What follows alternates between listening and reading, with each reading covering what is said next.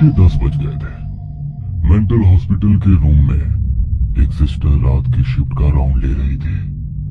Round लेते लेते वो रूम नंबर 11 के पास आके पहुंच गई। सिस्टर ने धीरे से दरवाजा खोला।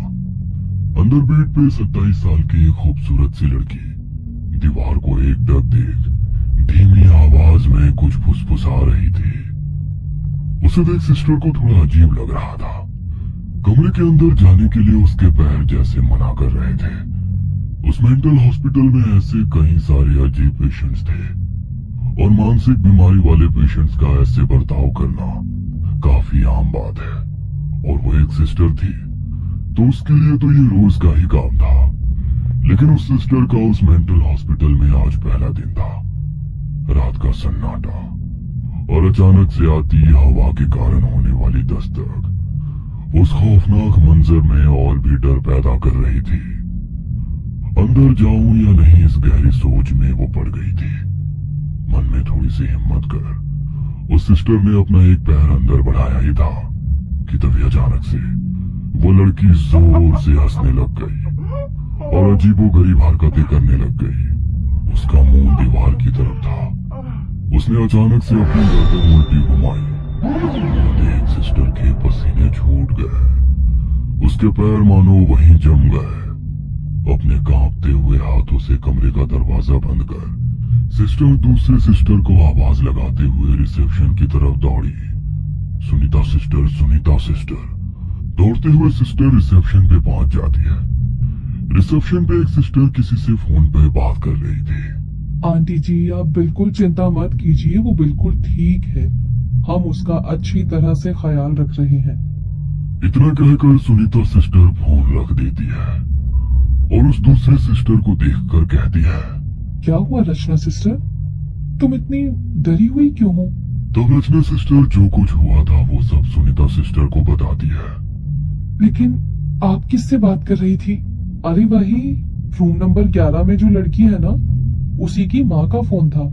बेचारी रोज रात को फोन करके उसके बारे में पूछती है। कुछ ही महीनों पहले उसे यहाँ भर्ती करके चले गए।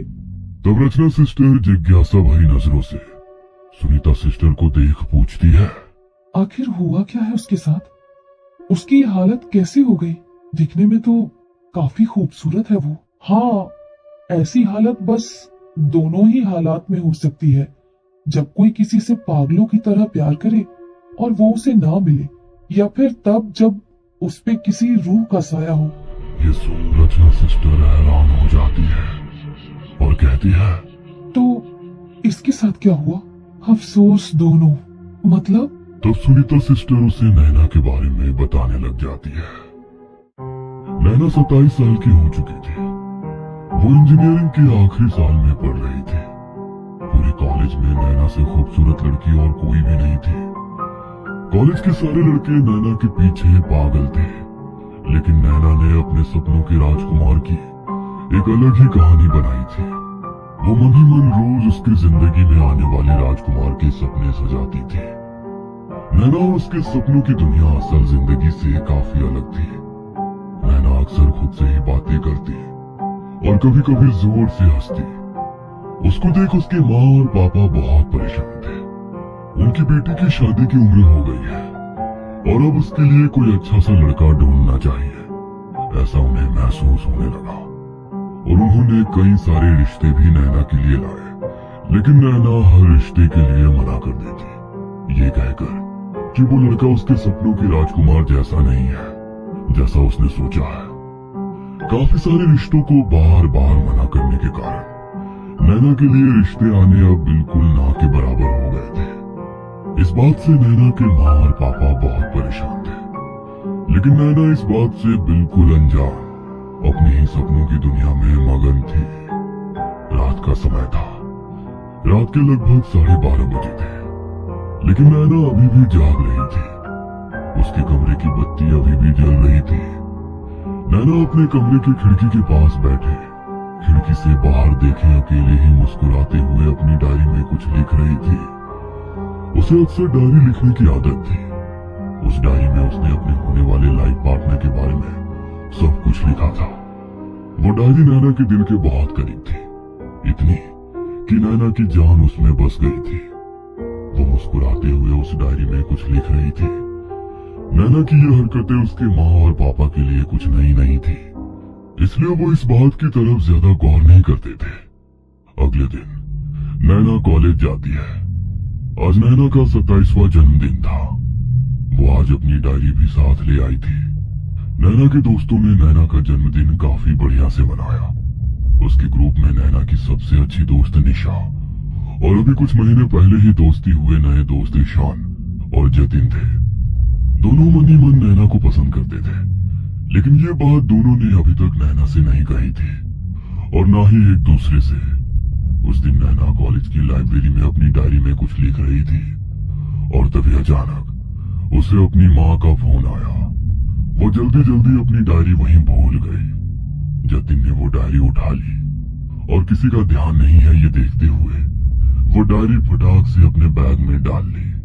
घर आके जतिन ने नैना की डायरी पढ़ना शुरू किया।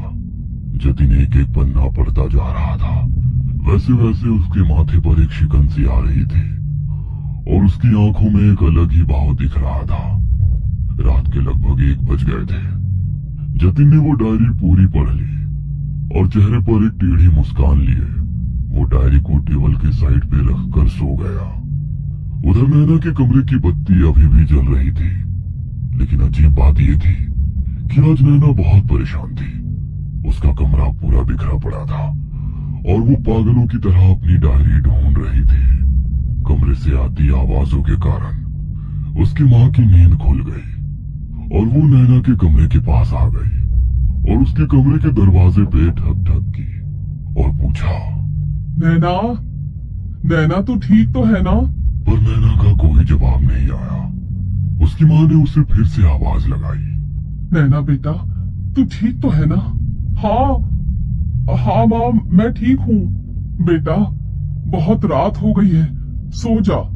इतना कहकर उसकी माँ सोने के लिए चली गई। इधर नैना को रोना आ रहा था। उसे ऐसा लग रहा था जैसे उसने अपनी सबसे कीमती चीज खो दी है, जिसमें उसने अपने सारे सपने संजोए थे। अपनी आंखें पोंछते हुए नैना ने कमरे की बत्ती बुझा दी और वो सो गई। काफी मशक्कत के बाद उसकी आंख लग गई। अगली सुबह नैना कॉलेज आई थी, लेकिन वो बहुत उदास लग रही थी। उसे उदास देख निशा ने उससे पूछा, क्या हुआ नैना, तुम इतनी उदास क्यों लग रही हो? निशा, मेरी वो डायरी तुम्हें याद है जिसमें मैं अपनी सारी बातें लिखती थी? वो कहीं खो गई, मुझे नहीं मिल रही। ईशान वहीं खड़ा था। उतने में